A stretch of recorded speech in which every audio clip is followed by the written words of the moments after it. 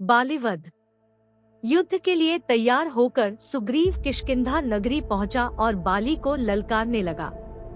सुग्रीव को देखकर बाली क्रोध से उसकी ओर झपटा। भयंकर मल्ल युद्ध होने लगा। बाली की मार खाकर सुग्रीव किसी तरह प्राण लेकर भागा। बाली ने कुछ दूर तक पीछा भी किया, परंतु जब वह ऋषमुख पर्वत के निकट पहुंच गया तब बाली लौट आया। राम धनुष पर बाण चढ़ाए देखते ही रह गए। थोड़ी देर बाद राम भी सुग्रीव के पास पहुंच गए। राम को देखकर सुग्रीव को क्रोध आया। वह बोला, मुझको आपने बड़ा धोखा दिया। यदि बाली को नहीं मारना था तो मुझे भेजा ही क्यों? देखते नहीं मेरी उसने नस-नस तोड़ दी है। सारे शरीर में भयंकर पीड़ा हो रही है। यदि भाग न आता तो वह मुझे मार ही डालता। राम ने अपनी कठिनाई बताई। तुम दोनों भाई शक्ल सूरत में इतने मिलते जुलते हो कि मैं बाली को निश्चयपूर्वक नहीं पहचान सका। धोखे में यदि बाण तुम्हें लग जाता तो बड़ा अनर्थ होता। इतना कहकर राम ने सुग्रीव के शरीर पर हाथ फेरा। उसकी सब पीड़ा जाती रही। उसकी देह वज की तरह कठोर हो गया। राम ने सुग्रीव के गले में नागपुष्पी की लता माला की तरह पहना दी और सुग्रीव से कहा कि अब फिर युद्ध के लिए जाओ।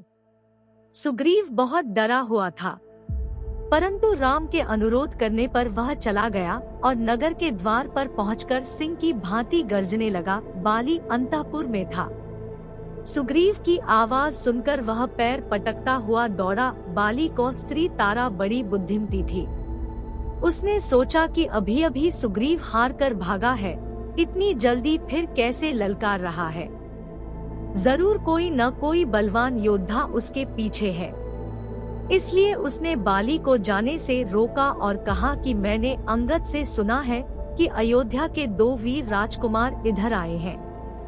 कौन जाने सुग्रीव से उनकी मित्रता हो गई हो।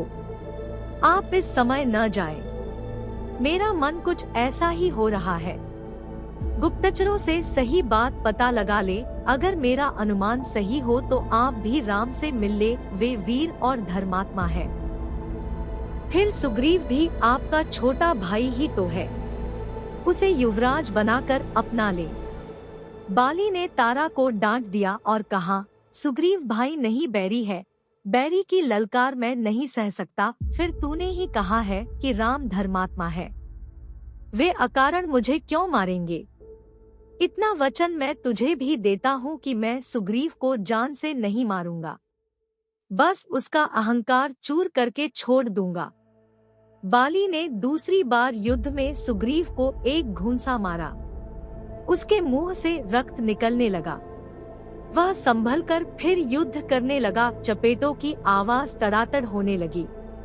धीरे धीरे सुग्रीव का बल क्षीण होने लगा। सुग्रीव को व्याकुल देखकर राम ने एक कठोर बाण बाली को लक्ष्य बनाकर छोड़ दिया। बाली का सीना फट गया और वह पृथ्वी पर गिर पड़ा।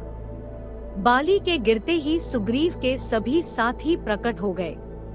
बाली ने देखा कि सामने धनुष चढ़ाए राम खड़े हैं। बाली ने उनसे प्रश्न किए, मैंने आपका क्या बिगाड़ा था? न तो मैंने आपका अपमान किया और न आपके राज्य पर चढ़ाई ही की। आपने यह अधर्म क्यों किया?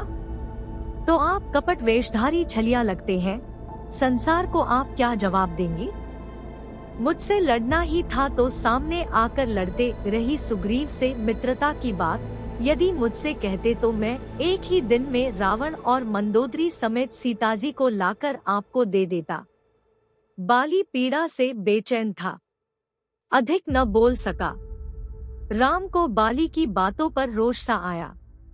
वे बोले, बाली जिस धर्म की तुम दुहाई देते हो, मेरा काम उसी के अनुसार हुआ है। तुमने अपने छोटे भाई की स्त्री को उसके जीते जी अपने घर में रख लिया है। उसकी पत्नी रुमा तुम्हारे लिए बेटी के समान है। तुम्हें मारकर मैंने धर्म की रक्षा की है और मित्र की सहायता की है। तुम्हारे काम पशुओं जैसे थे। पशु को आड़ में से मारने में कोई दोष नहीं। बाली ने राम से हाथ जोड़कर क्षमा मांगी और कहा, मुझे परस्त्रीहरण का दंड मिल गया। अपने लिए मुझे कोई चिंता नहीं। मेरी स्त्री तारा अनाथ हो गई है और मेरा इकलौता बेटा अंगद भी अनाथ हो गया। इन पर कृपा कीजिए। राम ने सुग्रीव के सामने ही बाली को आश्वासन दिया। तभी तारा भी रोती रोती आई और पति से लिपटकर विलाप करने लगी। बाली ने एक बार आंख खोली और सुग्रीव को इशारे से अपने पास बुलाया और धीरे से कहा, सुग्रीव, मैं सदा के लिए जा रहा हूँ। पिछली बातों को भूल जाओ। सब भाग्य का खेल था। किष्किंधा का राज मैं तुम्हें खुशी से देता हूँ। अंगद के अब तुम ही पिता हो। जानते हो वह कितने लाड प्यार से पला है। तारा के सुख सम्मान का ध्यान रखना। राम के काम में किसी प्रकार की ढील न करना। इतना कहकर बाली ने अपने गले की माला उतारकर सुग्रीव के गले में डाल दी।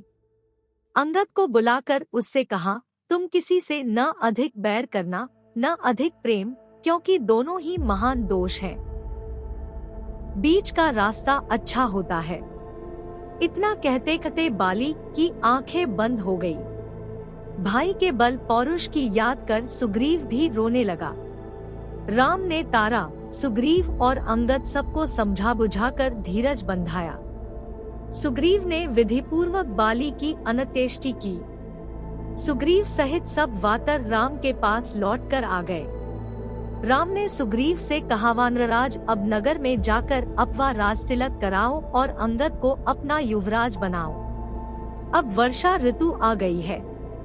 मैं प्रशोवन पहाड़ पर रहेगा। वर्षा समाप्त होते ही आ जाओ और सीता की खोज में लग जाओ। सुग्रीव बोला, जैसी आपकी आज्ञा होगी वैसा निश्चय ही करूँगा। मैं प्रतिज्ञा करता हूँ कि वर्षा समाप्त होते ही वानर सीता की खोज में निकल जाएंगे।